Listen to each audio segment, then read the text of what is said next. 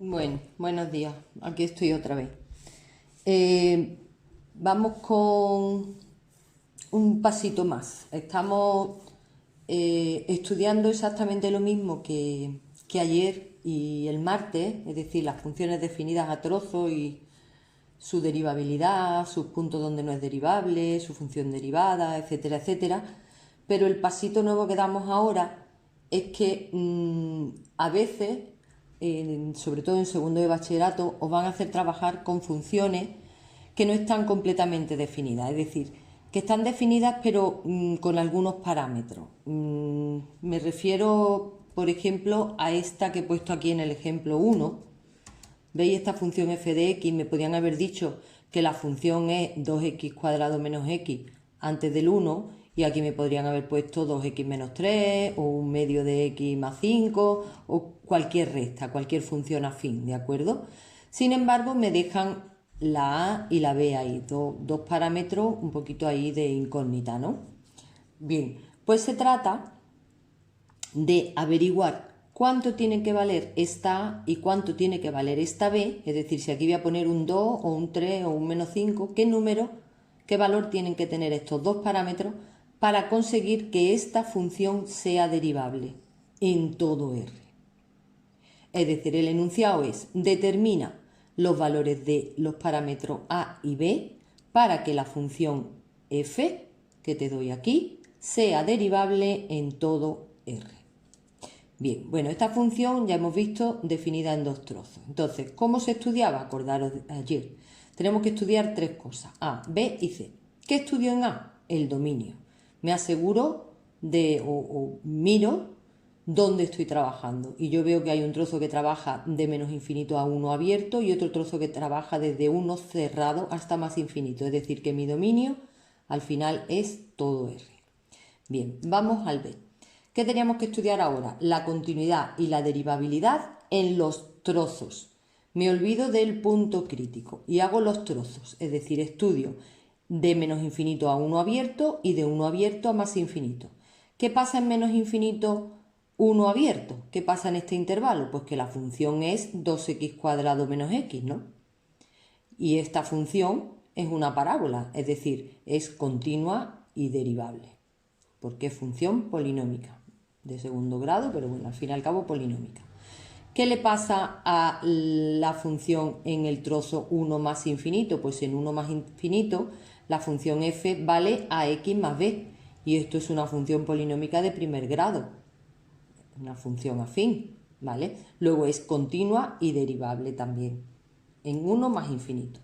Bien, ya hemos estudiado el dominio y la continuidad y la derivabilidad en los trozos, que siempre es igual de sencillo. Pasamos ahora a ver qué pasa con el punto crítico. Bien, hemos dicho que queremos que la función sea derivable. Para que sea derivable, acordaros que la primera condición es que sea continua. Es decir, yo siempre voy a trabajar el punto crítico de la misma manera. Siempre voy a trabajar tres cosas. Voy a trabajarle en el punto crítico comprobar que está en el dominio, comprobar que es continuo y comprobar que es derivable. O puede que lo sea o puede que no, pero quiero decir, tengo que mirar si está en el dominio, tengo que mirar si es continua, tengo que mirar si es derivable. Bien, ¿el 1 está en el dominio? Sí, está en el dominio porque estaba en el trozo de abajo, en el segundo trozo. Bien, ahora, ¿es continua en 1? Pues vamos a ver si es continua en 1. Para que sea continua en 1, el límite por la izquierda y el límite por la derecha tenían que coincidir. Calculamos el límite por la izquierda y el límite por la izquierda es calcular el límite cuando x tiende a 1 en el trozo de la izquierda. Y al sustituir aquí el 1, me queda 1. Si me voy a calcular el límite por la derecha, se trata de calcular el límite cuando x tiende a 1 del trozo de la derecha. Y si aquí pongo 1, a por 1 es a y a más b, a más b. Luego, para que la función sea continua, el límite de arriba, el de la izquierda, tiene que coincidir con este. Es decir, a más 1 tiene que ser igual a 1. Y esta ecuación me la guardo. Esto tiene que ocurrir a la fuerza, porque si no pasa esto, la función no sería continua. Y quiero que sea continua. Luego, esto tiene que ocurrir. Continúo.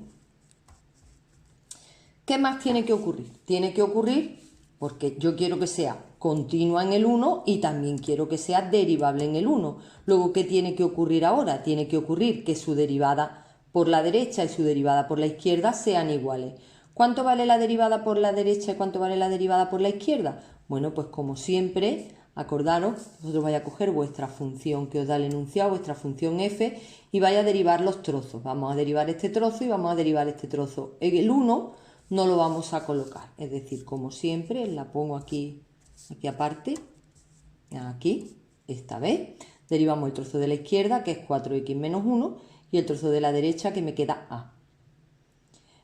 Si x menor que 1, si x es mayor que 1. Veis que el 1 no lo pongo en la función derivada porque no la puedo poner. No puedo poner el 1 porque en el 1 no sé si es derivable. Pero sí puedo ir derivando los dos trozos. Bien. Ahora voy a utilizar este trozo y este trozo para calcular las derivadas laterales. ¿Cuál será la derivada en el 1 por la derecha? Pues cojo la derivada por la derecha, que es a, y aquí sustituyo el 1, pero como no hay x, pues la derivada por la derecha vale siempre a. La derivada por la derecha vale a. Y la derivada por la izquierda vale 4x menos 1, pero como la estoy calculando en 1, pues donde pone x tengo que poner un 1. 4 por 1, 4, y a 4 le quitamos 1, 3. Luego por la izquierda vale 3 y por la derecha vale a. Para que sea derivable, las derivadas laterales tienen que ser iguales. Luego tiene que ser a igual a 3 y esto también me lo guardo.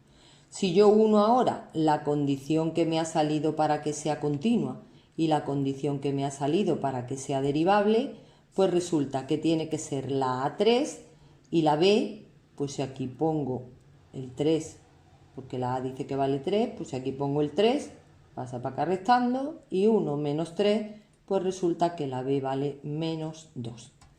Así es que ya quedaría resuelto porque me había dicho que le dijera cuánto tiene que valer A y cuánto tiene que valer B para conseguir que esta función sea derivable. Pues tiene que ser la A3 y la B menos 2. Es decir, que mi función aquí tendría un 3 y aquí tendría un, he dicho, menos 2, ¿no? No me acuerdo. Un menos 2. Entonces, mi función sería 3x menos 2, aquí. Esta es la función ya derivable en todo R. Si aquí, donde pone A, pongo 3 y donde pone B, pongo menos 2. Bueno, creo que lo habréis entendido, pero como siempre os hago el segundo, porque por repetición de jugada, pues lo soléis entender bastante mejor. Bastante mejor. Bueno, vamos con el segundo ejemplo que he elegido. Dice, determina el valor de los parámetros m y n para que la siguiente función que te doy sea derivable en todo R.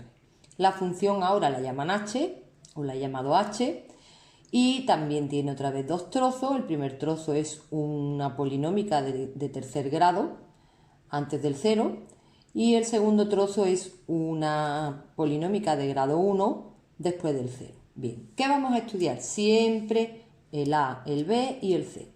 ¿Qué es el A? ¿Cuál es el dominio de mi función? El dominio de mi función es, ¿cuál es el primer trozo de menos infinito a 0? Cerrado. ¿Cuál es el segundo trozo del 0 abierto? Esto es un 0, ¿eh? De 0 abierto hasta más infinito. De menos infinito, 0 cerrado. 0 abierto más infinito, cuando uno los dos, evidentemente es todo R. Vamos con el apartado B. En el apartado B estudio continuidad y derivabilidad de los trozos. Me olvido del punto crítico. Estudio de menos infinito a 0 abierto y de 0 abierto a más infinito. ¿Cómo está definida la h en menos infinito 0? Pues la h vale x menos 1 elevado a 3. Y esta función, como es polinómica de tercer grado, es continua y derivable. Ahora, ¿qué pasa en 0 más infinito? Pues el 0 más infinito está definida como una polinómica de primer grado. Luego también es continua y derivable. Por lo tanto, aquí no tenemos problema en los trozos. Me da igual que la m valga 3 que 5. ¿De acuerdo? Continua y derivable. Vamos con el punto crítico. ¿Qué pasa en el 0? Pues que en el 0 también quiero que sea continua y derivable. Tengo que estudiar tres cosas. Si está en el dominio, si es continua y si es derivable. ¿Está en el dominio? Sí, está en el dominio porque estaba en el trozo de arriba, en el de la izquierda. Vale, vamos a ver si es continua. Para que sea continua, los límites por la izquierda y por la derecha tienen que coincidir. ¿Cuál es el límite cuando x tiende a 0 por la izquierda de la función h? Pues tengo que coger el trozo de la izquierda, x menos 1 al cubo. Límite cuando x tiende a 0 de x menos 1 al cubo. Donde pone x tengo que poner un 0 y me queda menos 1 elevado a 3, que es menos 1. Y ahora, ¿cuánto vale el límite cuando x tiende a 0 por la derecha? Pues tengo que coger el trozo de la derecha. El trozo de la derecha es este de aquí abajo, es decir, límite cuando x tiende a 0 de mx más n. Y para calcular el límite lo único que hago es sustituir. Donde pone x pongo un 0. M por 0 es 0 y me queda n.